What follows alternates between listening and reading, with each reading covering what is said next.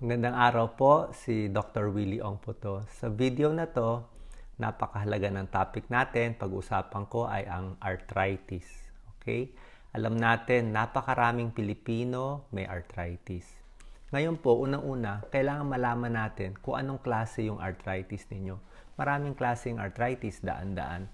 Ang pag-uusapan ko lang ang dalawang common na klase ng arthritis. Una yung osteoarthritis, tsaka gout or gouty arthritis. Ano bang difference nitong dalawa? Karamihan po sa atin ay merong osteoarthritis. Siguro mga 90% ng mga Pilipino, lalo na pa nag-e-edad tayo, 30, 40 years old.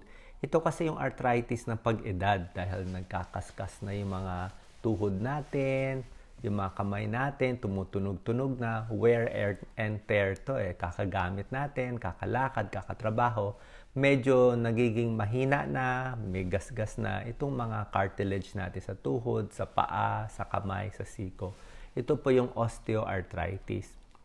Ang sintomas ng osteoarthritis, masakit. Masakit ang tuhod. Papakita natin yung sample, no? Pwede kung may osteoarthritis, sa umaga, masakit ang kamay ninyo. Yan, parang masikip ang kamay. Hindi nyo gaano magalaw. Ito naman sa hips. Minsan masakit din sa hips. Ito naman sa tuhod. Minsan tumutunog ang tuhod o pag nagbe-bend ng tuhod, masakit. Okay? Yan ang mga common na mga tinatamaan ng osteoarthritis. Ang sintomas po ng osteoarthritis ay dahan-dahan. Pagkaraan ng ilang taon, medyo masakit, nawawala, laging may sakit, tapos pasakit na pasakit. Minsan umiinit din konti yung joints. So ito yung osteoarthritis.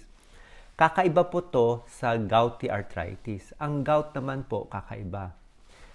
Ang gout, yung sakit, biglang sasakit na sobra-sobrang sakit ang tuhod, ang daliri sa paa, tapos bigla naman mawawala yung sakit. So, nagtataka tayo kasi meron nga mga crystals yung gout na pumupunta doon sa may cartilage na masakit. So, ang gout naman, sobrang sakit. Talagang di mo makakalimutan yung sakit. Tapos, mawawala yung sakit. After several years, makikita mo mataas na rin yung uric acid. Okay? So, iba yung gout, iba yung osteoarthritis. Naniniwala ako, karamihan sa mga nakikinig sa atin ngayon ay may osteoarthritis. So, ganito ang gamutan. Una-una, kailangan magpapapaya tayo. Siyempre, pag may arthritis tayo, overweight tayo, pag mabigat tayo, nahihirapan ang tuhod natin, natatagtag ang tuhod, ang paa. Diba? Siyempre, sa bigat natin yan, nagtatagtag. So, pag nagpapaya tayo ng 20 pounds, mas hindi mahihirapan yung mga tuhod natin. Pangalawa, kailangan yung posture. Maayos yung posture. Pag upo, pagtayo, paglakad, kailangan diretso para hindi mahirapan itong mga muscles natin, tsaka yung buto natin. Pangatlo, karamihan ng may arthritis ay sumisikip din yung mga muscles. Palagay natin to sa tuhod. Pag sa tuhod, mas sikip ang muscles mo sa hita, sa binti. So, pwede natin to ipamassage. Okay? Meron mga physical therapists, myotherapists. Medyo mahal to nagmamassage. Pero kung walang pera, kahit sa mga bulag na nagmamassage sa mall, may tulong na rin. Sabihin nyo lang light massage para lumuwag yung muscle at hindi maipit itong mga joints natin.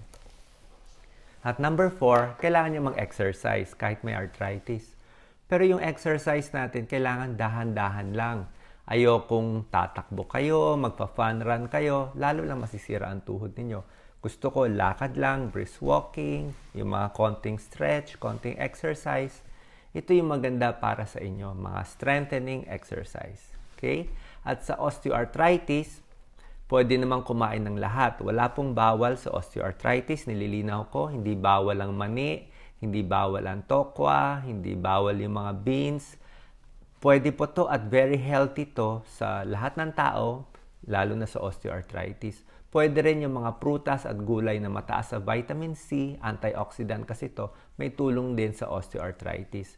Ang pinagbabawal natin itong mga pagkain sa may gout. Katulad ng sinabi ko, iba ang gout, sobra sakit ang gout, at naniniwala ako karamihan sa inyo ay walang gout. So, ito ang gamutan sa osteoarthritis, yung sinabi kong exercise, therapy, at syempre sa healthy foods.